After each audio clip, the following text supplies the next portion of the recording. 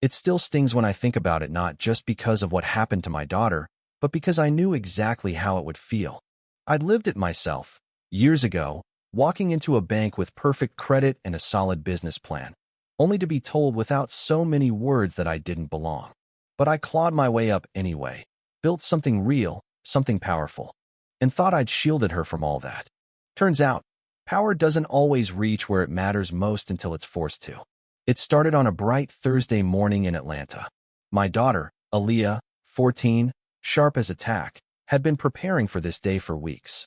She'd saved every dollar from her online math tutoring gig, over $2,000.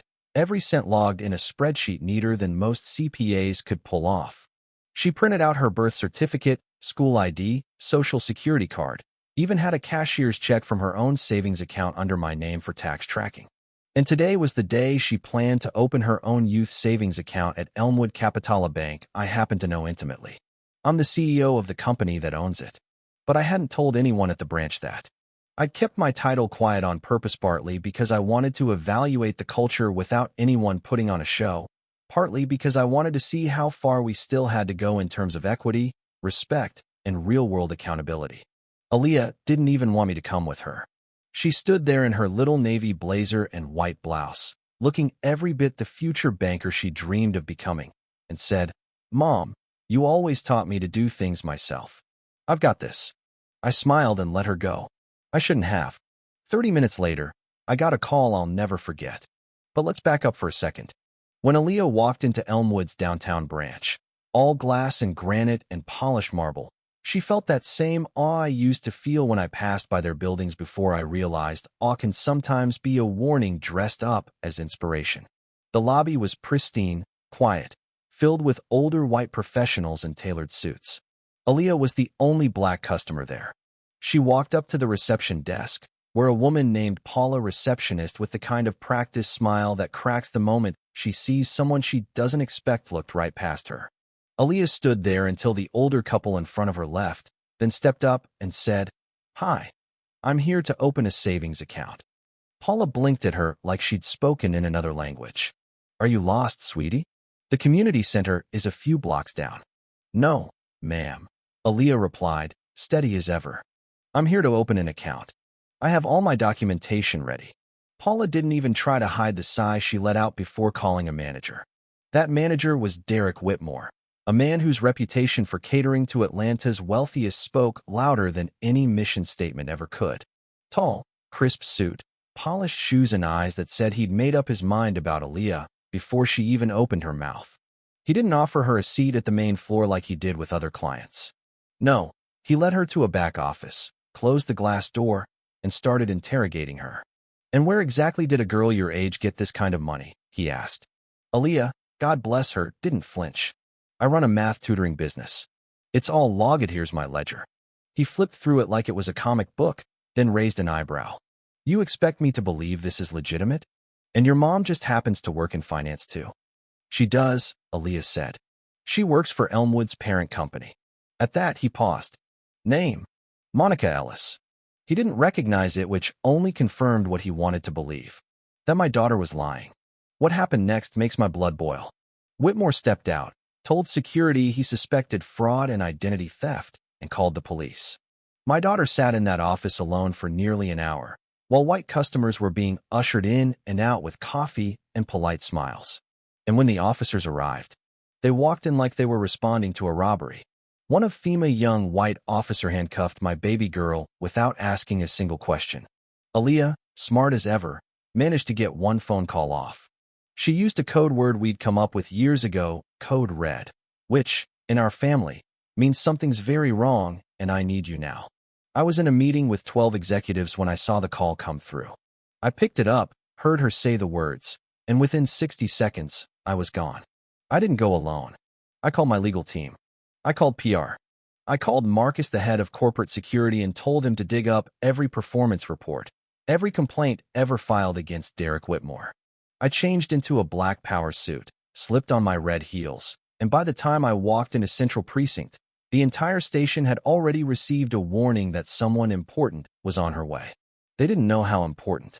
When I stepped into that fluorescent-lit holding area and saw my daughter still handcuffed, sitting on a plastic bench with her braids loose and her blazer wrinkled.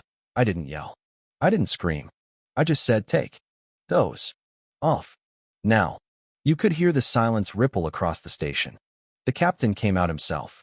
Tried to explain it was all standard procedure.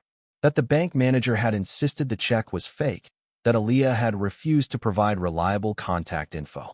I turned to the officer who'd cuffed her and asked, "Did she tell you her mother worked at Global Equity Holdings?" He looked at the floor. "Yes, ma'am." I nodded. "And you didn't think to verify that before putting your hands on a child?" The look on his face told me everything I needed to know about how many times they'd gotten away with this. But not today. Because within 30 minutes, I was at Elmwood Capital's downtown branch again this time. Not as a quiet observer, but as their CEO. I walked through the lobby flanked by attorneys, execs, and a PR manager who already had a statement drafted. The staff went silent. Whitmore, standing by the security desk, turned pale when he saw me. Tried to stammer something about misunderstanding and protocol. I didn't bother with small talk. "I'm Monica Ellis," I said, "Chief Executive Officer of the company that owns this bank. You had my daughter arrested today." You could have heard a pin drop. He looked like he was trying to disappear into his loafers. I called an all-staff meeting in the lobby. No more hiding in offices. I played the recording Aaliyah had captured on her phone, his dismissive tone, his accusations, the way he ignored her documentation. Then I asked the staff, "Is this what we stand for?" Turns out, it wasn't just Aaliyah. A black teller named Mia had tried to speak up during the arrest, threatened to fire her. Another employee said Whitmore told them to redirect certain types of clients to other branches because they don't reflect our brand. One by one, they came forward. And by the end of it, I looked Whitmore dead in the eyes and said, "You're done here." Security escorted him out while he threatened lawsuits. Said he knew people. I smiled. I am people. Since that day, things have changed. Not just at that branch, but across our entire network. We launched a program called Banking for All, increased hiring in underserved neighborhoods, and made sure no customer, no matter their age, race, or income, would ever be made to feel like they didn't belong. Aaliyah went back, 3 months later, to finally open her account. Same blazer, same documents. But this time, she was welcomed. A teenager in line behind her recognized her from the story and whispered, "You're the reason I opened mine too." She smiled and said, "Good. That means we're doing it right." And then just as she was about to leave, she saw him. Whitmore, in a maintenance uniform, waiting in line to cash a paycheck from a cleaning job. She didn't flinch. She didn't gloat.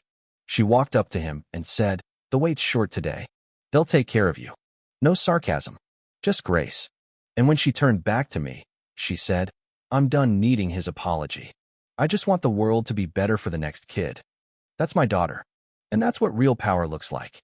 Now tell Mato, you think what happened to her was just protocol, or was it the mask of something deeper? Do you think institutions like banks can truly change her? Are we just fixing leaks in a broken pipeline? Drop your thoughts in the comments. Like if you believe her story deserves to be heard. And if you've ever been dismissed or judged for how you look, speak, or walk into a room, share that too. Let's make sure stories like this stop being the norm and start becoming the turning point. Because the truth is, no matter how many policies we write or statements we issue, none of it means a thing if it doesn't reach the people at the front desk, the security counter, the private office where a girl like my daughter is told without words that she doesn't belong. Change doesn't happen in boardrooms.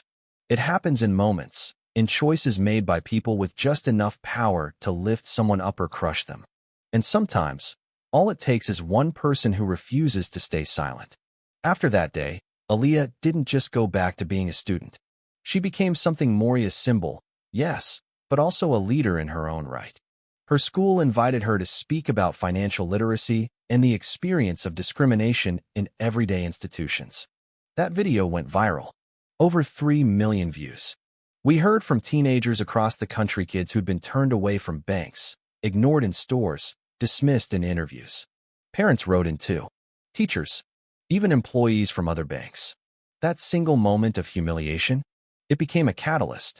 She got invited to join a state youth council focused on equity in education and financial access. She's working on a curriculum now for high schoolers, especially Black and brown students, about saving, budgeting, investing, and knowing your rights when walking into financial institutions. And me? I've never felt more responsible. Not just as a mother or a CEO, but as a woman who has walked through too many doors where no one expected her to belong. I know what it means to be doubted. I know how exhausting it is to carry excellence like armor. But if my daughter could survive that day with her grace intact, handcuffed, humiliated, and still come out stronger, then I owe it to her, and every kid like her, to make sure this system changes for real. That's why we launched the Ellis Equity Initiative across all 500 branches. Our hiring model changed. Our performance metrics now include community impact. Every complaint is reviewed by a third-party committee. Every branch now reports not just on profits but on who walks through the door and how they're treated when they do. And the results? Applications from minority-owned small businesses have jumped by 39% in 6 months. Staff retention in inner-city branches is at an all-time high. And perhaps the most beautiful thing, every month, we get letters. Handwritten. Emails. Messages. From people who walked into a branch expecting the worst and were shocked to be seen. That's what happens when you don't just change policy, you change culture. But we're not done. Not by a long shot. I know there are still Whitmores out there. In every industry. In every city. Some wear suits. Some wear badges. Some smile to your face while dialing 911 with the other hand. And until those people no longer have the power to ruin someone's life with a lie, until we stop confusing professionalism with whiteness, until a black girl in a blazer is treated with the same respect as a white man in jeans, then the work isn't finished. So I'll keep showing up. In boardrooms. On news segments. In courtrooms if I have to. Because when your child gets handcuffed for opening a savings account, you don't ever go back to business as usual. And neither should this country. Let me ask you something real. Have you ever walked into a place and felt like you didn't belong, not because of who you are, but because of what someone else decided to see? Have you ever witnessed someone treated unfairly and wished you'd said something but didn't? Or maybe you did speak up, and it cost you. Drop your story in the comments. I mean it. Someone out there might need to know they're not alone. Hit that like button if you believe what happened to Aaliyah should never happen again.